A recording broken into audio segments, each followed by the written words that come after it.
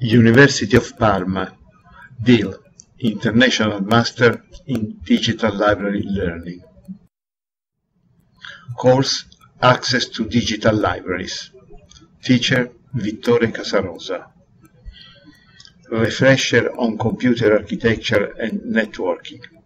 Part 1.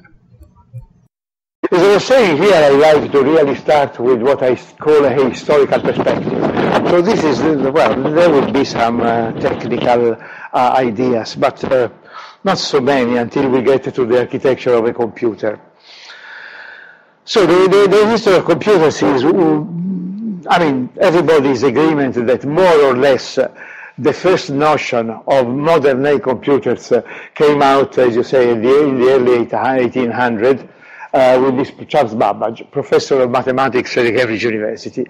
He is credited of being the first one of having thought of an analytical engine. He was teaching a so-called analytical engine or a difference engine to make computations. So the whole idea was, okay, he was teaching mathematics, and the big problem was how to make let me say, complex mathematical computations. And there were already just machines like the one invented by Blaise Pascal, or if you think, I don't know the English name, the one that we still use with kids, the one with the small balls invented by the Chinese. What is the English name of this one? Il pallottoliere. I know the Italian name. The abacus, maybe it's the abacus. But they were really not really computers, they were really devices to help you making computations. Well, the idea of Babbage was to really build a computing machines with a program. So that was the basic idea that started, in some sense, that's why he is credited of being, in some sense, the first one to see the notion that you could have a generic machine in which you could put a program that could make different computations depending on what you're doing. With the abacus, the program is the finger of the people using it, but there is not this notion of the difference between the machine and the program. Well, in this idea, and he actually built a couple of them, mostly as I was saying, to make very complex mathematical computations. One is mathematical tables for astronomy, the times of passage of the stars and so on, and the other one for nautical tables, meaning again how to measure the latitude and longitude based on the age of the sun and so on, which requires a lot of. And what was the technology behind those machines? Well, there was electricity was just starting. There was not yet the electricity, or at least there were no electric motors for sure. So the machines were all completely mechanical, maybe moved by water, like the water mills and so on. And the basic idea behind this one was the idea of Jacquard. Jacquard was a Frenchman, as the name says, that in 1800 invented the mechanical loom. I have a picture. I have a picture. You know what is a loom, and you know how you make a tapestry. Tapestry means that you have, we can see here, you have a set of wires, it's not wire really, strings in this direction, and you thread among them, let me say the other one, so one is called the warp and one is called the thread. I never remember which one is which, but they are going into opposite direction. And so you have a fixed one and the other one that you can drive through the fixed ones with different colors, so that you can really weave the design and the colors of a tapestry. And the whole idea was that, so the whole point is that the human intervention is needed in the design. So the value of a tapestry is in the design, meaning what is the picture hidden in the suburb of London. Just I say less than 100 people in the whole world were knowing of this machine and its usage. And it came out on the newspapers just in the 70s when let me say, the secret services of both the US and UK decided that it was no longer such a secret to be kept. So this is again is taken as one again of the example where the pressure of the world was pushing the evolution of the technology and the actual application to a point where we are starting having real computers. What is the main problem of the time? Was reliability, because computers, as I was saying, were very complicated. We had seen the other one. The other one had 750,000 different parts. Some of them mechanical, some of them moving. So you can easily think that I mean, just there are good chances of something going wrong. And for example, you know that in engineering there is this measure that is called MTBF, mean time between failures, which means that you build a system and then both with theoretical considerations and practical measures, a very important parameter is to determine what is the MTBF, meaning that if I have the machine running, what is the probability that it will break down? There will be a breakdown. Now, the probability is given by this mean time between failures, meaning that if I have a failure at time 0, if my MTBF is 3 days, statistically speaking, I expect the next failure 3 days from now. If the mean time between failures is 20 minutes, statistically speaking means that if I repair my failure now, I can expect the next one in 20 minutes. So I have 20 minutes of safe work, and then I will have to fix again, and then I will have, so this is again statistically speaking, because sometimes it can happen 5 minutes later, sometimes it can happen 2 hours later. So this is the idea. Now, you can see at the time people were happy with the mean time between failure 20 minutes. And there is a machine, I don't remember if it is one of those, no, I don't have it here, but there was again, there was a machine that was built and was based on 18,000 electronic tubes.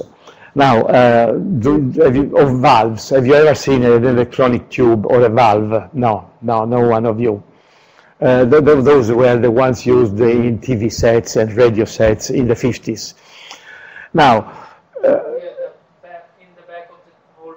yes, you remember things like a bulb, like a lamp bulb. Now, that was the first technological advance in order to eliminate, let me say, mechanical things. The notion of the tube or the valve was the equivalent, because from the electrical point of view, the tube or the valve is like a switch, meaning that with the current, therefore without mechanical things, with the current you can control a switch, make it open or close. So that is the idea. And therefore, all the computers started using these valves or tubes instead of using mechanical gears. And there was one that had 18,000 of those tubes. And again, the mean time between failure was so low that it was computed that the time that you were locating the faulty tube out of the 18,000, another one would break. So the mathematical model was saying that the machine was never going to run, because you have a tube not working, you go, you look for it, you find it, you replace, but meanwhile the other ones were broken. And so they built it nevertheless, and it worked. So this is to say. So this is the basic problem. But I insist, despite all of that, they were built, and the first one that was really, let me say, the ancestor, I would call it the Cro-Magnon of today's computers, is this headback. That again was, you see, they are all in the same period, meaning in 43, 44, 45, 46. And the idea of the HVAC that is just at the base of the modern computers is that in the previous machines you had on one side of the machine and on the other side the program, like in Jacquard, meaning the program was something that you were coding and putting on a different, let me say, support than the machine, and then you had to find a way to make the two things work together. Now, the idea that came out in the EDVAC, that was the first one to be built based on this idea, was that since in the machine you need in any case a storage where to store your data and the results of your data, whatever the storage is, the idea was, why don't I put the program in the same storage? So that at this point, if I have found the way to input into my machine the numbers on which the machine will operate, why can't I can also find a way to transform my program in the same way and put this same program in the same memory, so that at this point the machine will no longer need to go outside, get the instructions, operate on the data, but everything will be there. So this was the idea of the so-called stored program. And what is the next one? This is just an example, and this is a real one. We are already in 1949. So you can see here, all of those are the tubes that I was mentioning before. This was actually built, was actually used at the university for, let me say, for mathematical computations. So in 49, we are already beyond, let me say, the infancy of computers, but they are still based on this idea. And here, this is, we'll get back there. Here, the last 2 points is that, as you see, the science, politics, and the rest always, you can never separate, let me say, politics from science. And the first report that was writing about this idea of the EDVAC, which means to put the program in the same storage where there are the data, was published in 1945, but it had only the name of von Neumann. Von Neumann is the same von Neumann of the rockets, the one that is mostly known for developing the rockets again during the last war. Is the same one, and clearly, for example, in order to launch a rocket, may be more or less sure that it was going in the right place, you needed a computer. You could not really make any computation by hand. So that's why. And however, he was just. So the history in the past 20 years has always credited von Neumann as being the inventor of the von Neumann architecture, and we will get back here. So this is the so-called von Neumann architecture. And the name has remained. However, another researcher in the team started saying, no, look, this was a teamwork, there were other people, and it took him from 1945 to 1973, which means about 30 years, to really have, let me say, a court decide and judge that he was also a co-inventor of the von Neumann architecture, because he was part of the team, he was also part of the report, and so on. So this is just, so those names, I mean, John Adams and von Neumann are really the mythical names in the history of computers. Babbage is just remembered as being the first genius, but then nothing was left after him. And what is therefore, I mean, the idea of von Neumann? And this is basically the architecture of a computer. I mean, this one, your mobile phone, they are really like this. I mean, the basic architecture is like this. And as I said before, I make that was invented in 1944. We are now, how much? 70 years later. And that is the same architecture. No one has, until now, has come up with some completely different idea. The analogy that I was saying before is like the car. I mean, our automobile.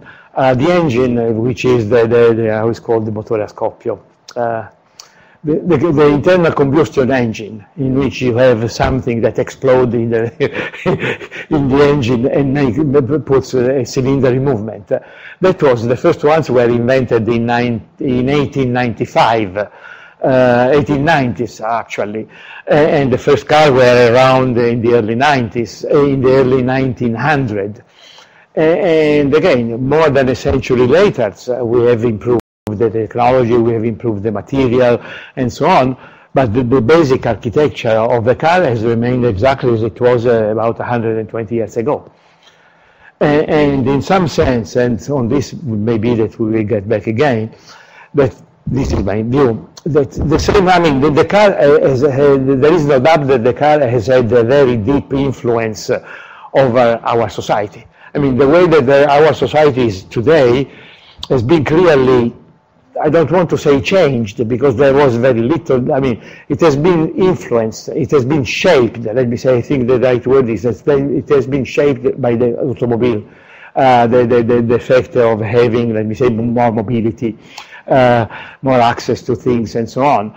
So the whole, in my view, the whole society, the way that we work, the way that we entertain, the way that we socialize, has been deeply influenced by the car.